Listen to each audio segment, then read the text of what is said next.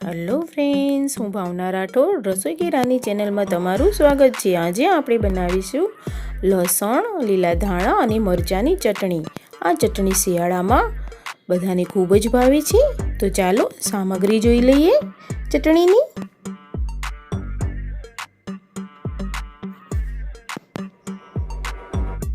તો હવે બનાવવાનું શરૂ કરી દઈએ ચટણી।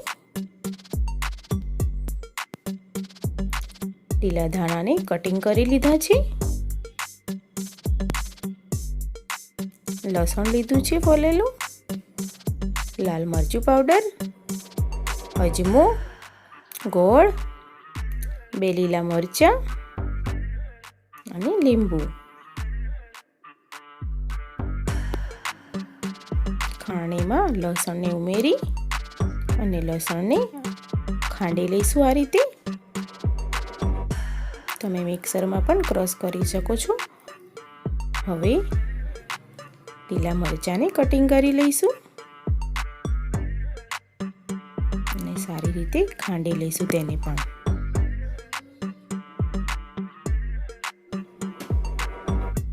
તો ખંડાઈ ગયું છે આપણું લસણ અને મરચું। હવે લાલ મરચું પાવડર ઉમેરીશું।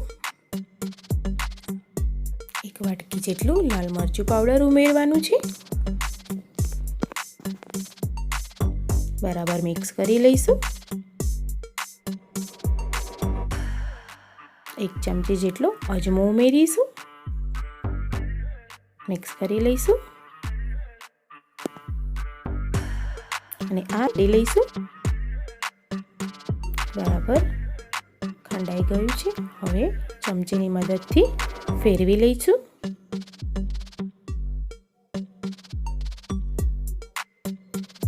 આ રીતે ખાંડી લેવાનું છે। એક રસ ના થાય ત્યાં સુધી ખાંડવાનું છે। તો જોઈ શકો છો તમે આ રીતનું। હવે તેમાં ગોળ ઉમેરી લઈશું। શિયાળો છે એટલે આ ગોળની મરચાંની ચટણી ખૂબ જ સ્વાદિષ્ટ લાગે છે। હવે લીલા ધાણાને ઉમેરી લઈશું।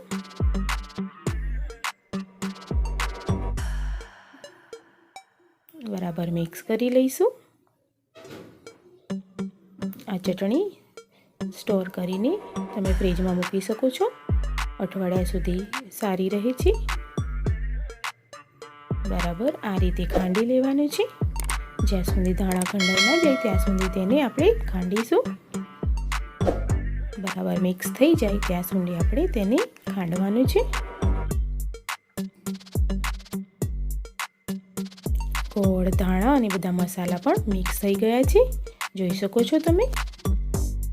આ ચટણી ખાંડીને બનાવવાથી ખૂબ જ સ્વાદિષ્ટ લાગે છે।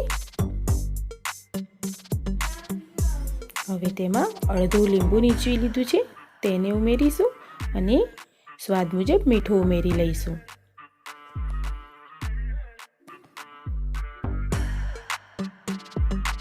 લીંબુનો રસ ઉમેરી લઈએ અને સ્વાદ મુજબ મીઠું ઉમેરી લઈશું અને બરાબર આ રીતે મિક્સ કરી લેવાનું છે। તો આ ચટણીને રોટલી, ભાખરી સાથે, પરોઠા સાથે ખૂબ જ સ્વાદિષ્ટ લાગે છે। તમે લઈ શકો છો। તો ચાલો સર્વ કરી લઈએ। છે ને એકદમ સહેલી રીત આ ચટણી બનાવવાની, ફટાફટ બની પણ જાય છે અને ખાવાની પણ ખૂબ છે। જો તમને મારો વિડીયો ગમ્યો હોય તો મારા વિડીયોને લાઈક કરો, વધુમાં વધુ શેર કરો અને હા, મારી ચેનલને સબસ્ક્રાઈબ કરવાનું ભૂલશો નહીં અને બાજુમાં બેલ આઇકન બટન છે તેને પણ પ્રેસ કરી લેજો, જેથી કરીને મારા વિડીયો સૌથી પહેલાં તમારા સુધી પહોંચે। તમે છેલ્લે સુધી જોયો તે બદલ તમારો ખૂબ ખૂબ આભાર। તો આજે બસ આટલું જ। હવે ફરી મળીશું એક નવી રેસીપી સાથે। Thank you.